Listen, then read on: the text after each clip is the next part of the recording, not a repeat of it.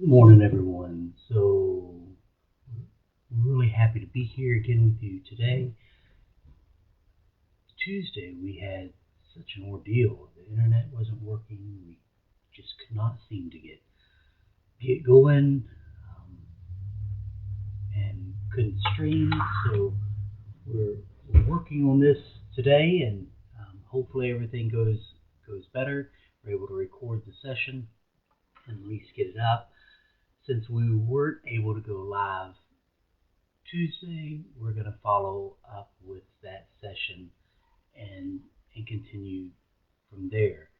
So today we're taking another moment to talk about, if I'm live and you can hear me, go ahead and show me that you're out there and that you can hear what I'm saying.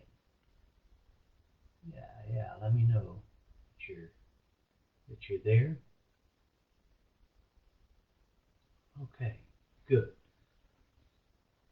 So today we're going to start again with teaching reading, and today we're thinking about the supporting details. Last week we talked about main ideas and vocabulary and context. But supporting details are the meat. They're the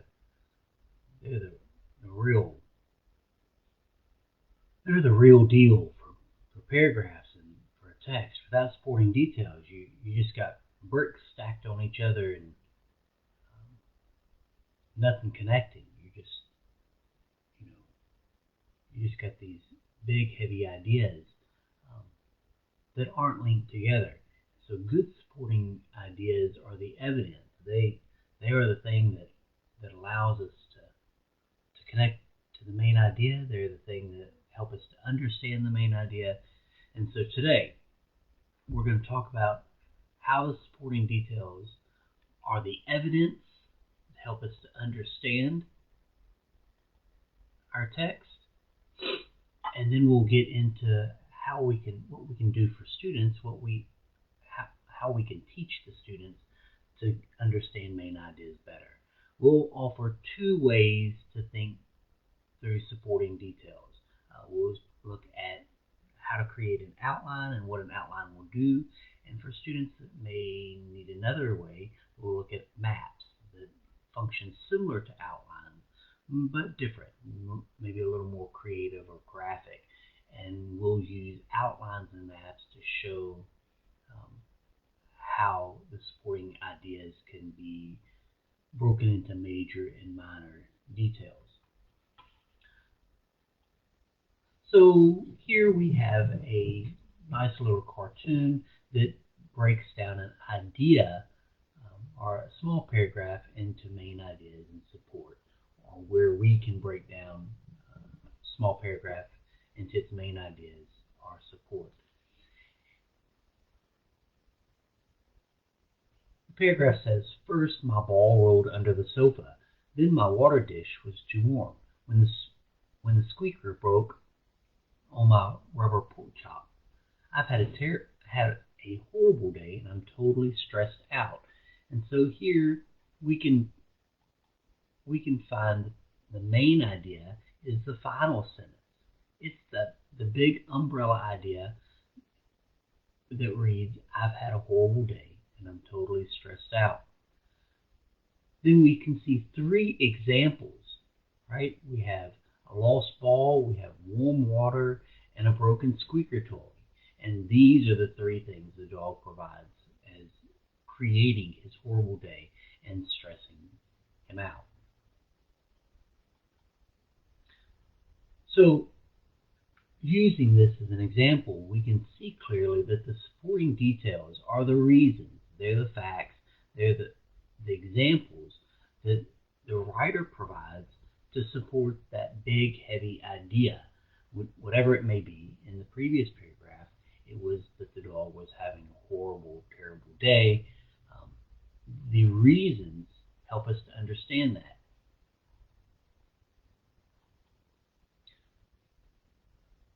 So we can look here and do that one more time and see if we can understand which of these is the main idea and which of these is the supporting details.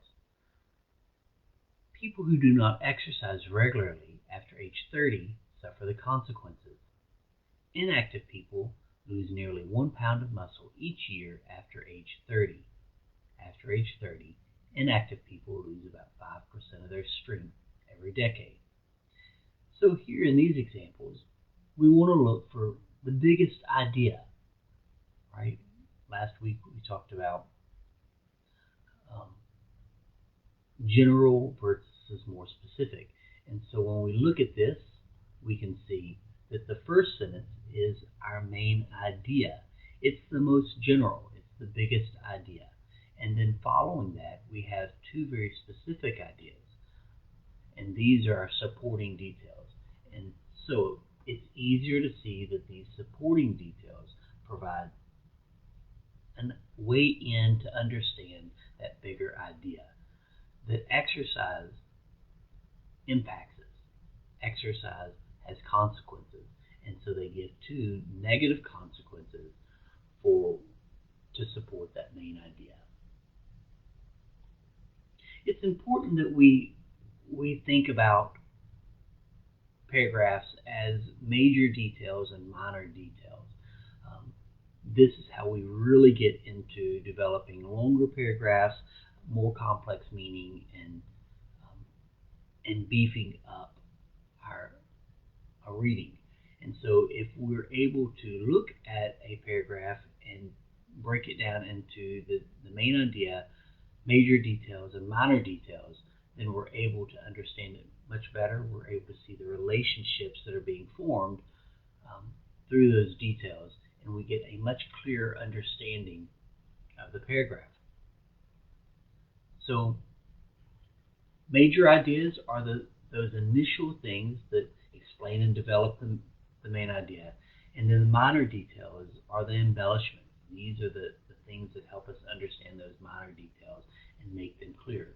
Let's look at how that would play out or look in a paragraph.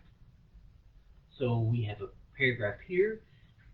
Using this paragraph, we can break it into its main idea, its major details, and minor details. So let's take a moment and read the paragraph. Certain basic fears are part of our lives. For one thing, we fear being disrespected. Bullies play on this fear. They cruelly tease their victims and take away their self-respect. And we feel hurt and disrespected when someone doesn't return our phone calls or walks past us without saying hello. Another of our deepest fears is being alone. No matter how tough we act, we know that the poet who wrote, "No man is an island," was telling the truth. We need each other. Not having others in our lives makes us feel empty inside. And so here we're able to look at this paragraph, and what we want students to be able to do is break this paragraph into its parts, because that gives meaning and helps them understand what's being done in this paragraph. So if we can teach them to see the main idea, certain fears are part of our lives. So we have the idea of certain fears. Fears are plural, so we want to teach the students to look for plural fears. We want them to see that there's multiple things, because in the main idea we have a plural noun that's going to allow us to break this up. And so fears, the two fears that are given, are being disrespected and being alone. And then to help us understand the idea of being disrespected, the author begins to talk about bullies. And then he talks about how we feel when phone calls are not returned. Next, he talks about a second fear, which is being alone. And he connects with a quote that many people resonate with. And then he talks about how being alone makes us feel.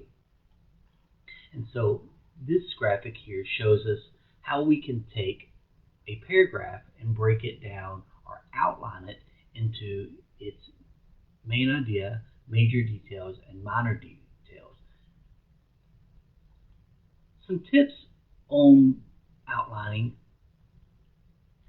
would be to look for list words, right? Look for the words that show you that there's going to be several things coming up. And so we can look at kinds, several kinds, or number, or steps, or we can look for causes, series, or results, reasons, factors. Now, these are not all the words that are list words, but these are examples of those list words. And we'll find list words in the main idea generally. So once we locate the main idea and we can find a list word, then we know what to look for in the paragraph. Again, we're looking for fears, basic fears. So since fears is plural, then we know there's going to be several fears that the author will be presenting to us. Another tip when outlining is to look for those addition words. And so we talked about this a bit last week as well with main ideas, but those addition words help us organize the thoughts in the paragraph. So they build from the list word, and then they give us a logical order to present the major details. Some examples of the additional words are one, first, you can have second, you can moreover, you can have fifth or tenth. So any of the ordinals would function as addition words, but these are the words that move us from the first idea to the second idea to the third idea and put those ideas in some kind of order. Remember, when you use ordinals or when ordinals are used, there's generally a chronological order or a sequence that's necessary to be followed. When other kind of addition words are used, they mean other things. So it's important to understand what those addition words mean. So in addition, we're adding to. Consequently, would have a different meaning. So those addition words are important to understand the relationship between those major points.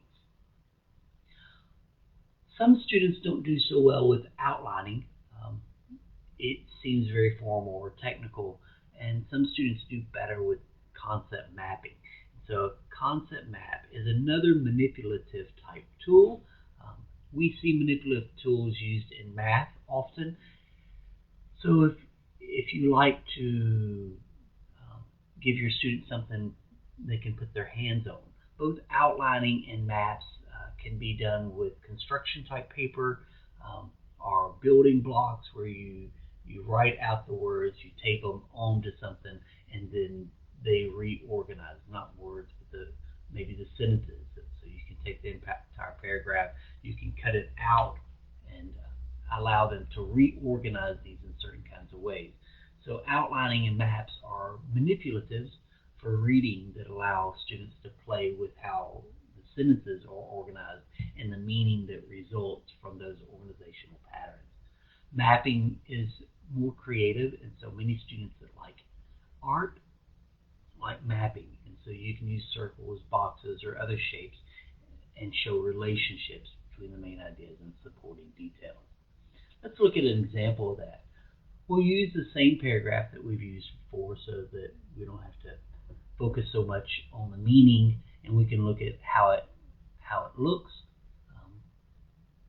So instead of there being numbers and letters organizing, here we're using squares and rectangles. And at the top, we see the main idea. That main idea connects to two equal major ideas. And so it's important that we recognize that these are equal and separate in their presentation. Being disrespected and being alone are the main ideas. And both of those, not the main ideas, the major details. Both the major details are supported by two minor details. Now, this is a very formulaic approach in the paragraph. A paragraph may not fall out this way, but our example does. We're not talking about how paragraphs should be written, but more about how students can manipulate a text to gain better understanding. And so we see this through mapping here.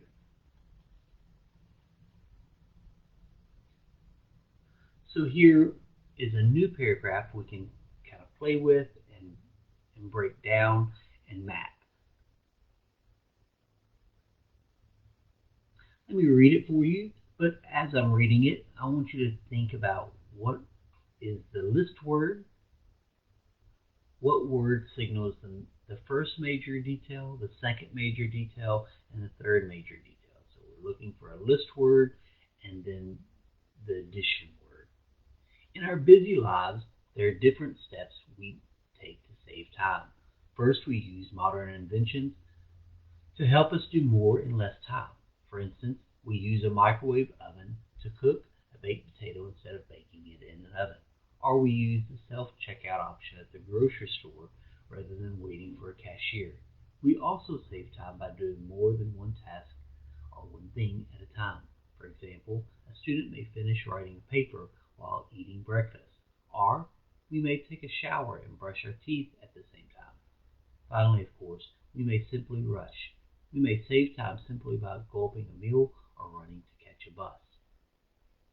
So, if you found the first word, type that into the comments and submit that to us. If you know the addition words, type those in the comments and submit them to us.